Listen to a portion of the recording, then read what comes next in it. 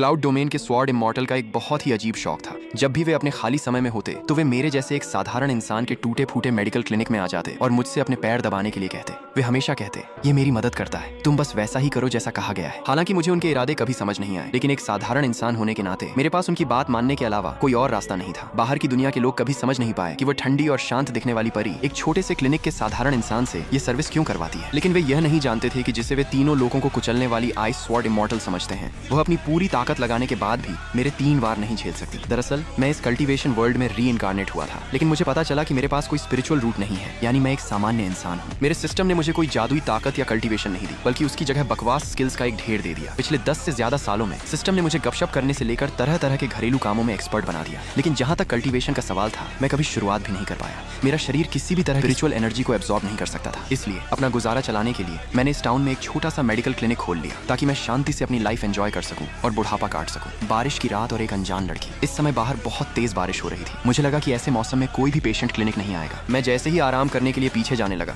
तभी अचानक खिड़की से मेरी नजर सड़क के कोने पर पड़ी, जहां एक धुंधली सी परछाई लड़खड़ाते हुए चली आ रही थी। वह एक लड़की थी जो इस तूफानी बारिश में पूरी तरह अकेली थी। उसका नाम ये किंगहान था। 3 महीने पहले तक वह जालान एम्पायर की सबसे ब्रिलियंट और मशहूर टैलेंटेड लड़की थी। सिर्फ 18 साल की उम्र में वह युआनिंग स्टेज पर पहुंच चुकी थी। पूरे एम्पायर में उसके मुकाबले के सिर्फ 3 ही लोग थे, लेकिन अचानक उसे एक अजीब और खतरनाक जहर दे दिया गया। उसने अपनी आंखों के सामने अपनी सारी ताकत खो दी और धीरे धीरे एक अपाहिज बन गई। उसे अपने पिता यानी सम्राट के आखिरी शब्द याद आए, जिन्होंने कहा था, अब जब तुम बेकार हो चुकी हो तो साम्राज्य के लिए कुछ आखिरी योगदान दो। इसके बाद उसका अरेंज्ड मैरिज यानलन सेक्ट के नाला फैमिली के एक बिगड़ैल मास्टर नाला शाओगू से तय कर दिया गया, जिसने अपनी पूरी कल्टीवेशन सिर्फ दवाइयां खाकर बनाई थी। ये सब सोचते हुए उसने अपनी तलवार निकाली और अपने गले पर रख ली। इस तरह एक बेकार इंसान की तरह जीने से बेहतर था कि वह अपनी जान दे दे।